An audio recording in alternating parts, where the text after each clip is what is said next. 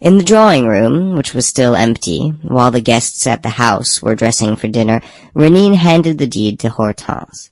She seemed dazed by all that she had heard, and the thing that bewildered her even more than the relentless light shed upon her uncle's past was the miraculous insight and amazing lucidity displayed by this man, the man who for some hours had controlled events and conjured up before her eyes the actual scenes of a tragedy which no one had beheld.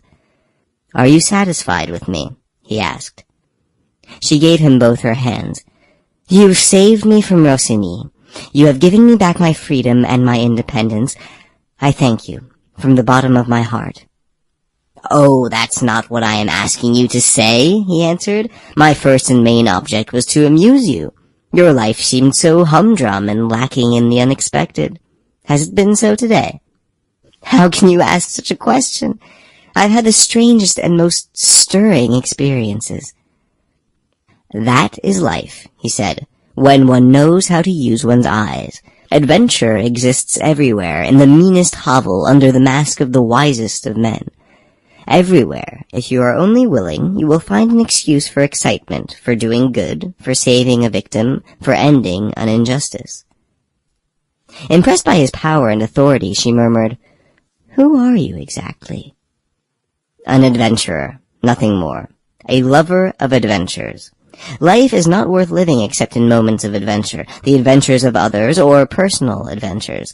Today's has upset you because it affected the innermost depths of your being, but those of others are no less stimulating. Would you like to make the experiment?"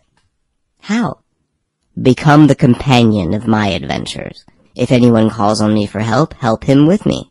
If chance or instinct puts me on the track of a crime or the trace of a sorrow, let us both set out together. Do you consent?" "Yes," she said, "but—" She hesitated, as though trying to guess Renine's secret intentions. "But," he said, expressing her thoughts for her with a smile, "you are a trifle skeptical. What you're saying to yourself is, how far does that lover of adventures want to make me go? It is quite obvious that I attract him, and sooner or later he would not be sorry to receive payment for his services." "You're quite right. We must have a formal contract." "Very formal," said Hortense, preferring to give a jesting tone to the conversation. "Let me hear your proposals." He reflected for a moment and continued.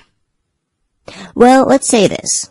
The clock at Halangre gave 8 strokes this afternoon, the day of the first adventure. Will you accept its decree and agree to carry out 7 more of these delightful enterprises with me, during a period, for instance, of 3 months?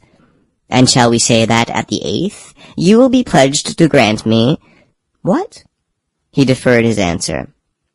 "Observe that you will always be at liberty to leave me on the road if I do not succeed in interesting you. But if you accompany me to the end, if you allow me to begin and complete the 8th enterprise with you, in 3 months, on the 5th of December, at the very moment when the 8th stroke of that clock sounds, and it will sound, you may be sure of that, for the old brass pendulum will not stop swinging again, you will be pledged to grant me—" "What?" she repeated, a little unnerved, but waiting. He was silent. He looked at the beautiful lips which he had meant to claim as his reward. He felt perfectly certain that Hortense had understood, and he thought it unnecessary to speak more plainly. "The mere delight of seeing you will be enough to satisfy me. It is not for me, but for you to impose conditions. Name them. What do you demand?" She was grateful for his respect and said laughingly, "What do I demand?" "Yes. Can I demand anything I like, however difficult and impossible?" "Everything is easy and everything is possible to the man who is bent on winning you." Then she said, "I demand that you shall restore to me a small antique clasp made of a cornelian set in a silver mount. It came to me from my mother, and everyone knew that it used to bring her happiness and me too. Since the day when it vanished from my jewel case, I have had nothing but unhappiness.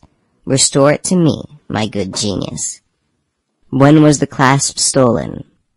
She answered gaily, 7 years ago, or 8, or 9. I don't know exactly. I don't know where. I don't know how. I know nothing about it." "I will find it," Renine declared, "and you shall be happy."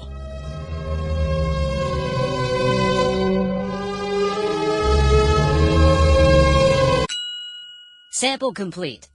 Ready to continue?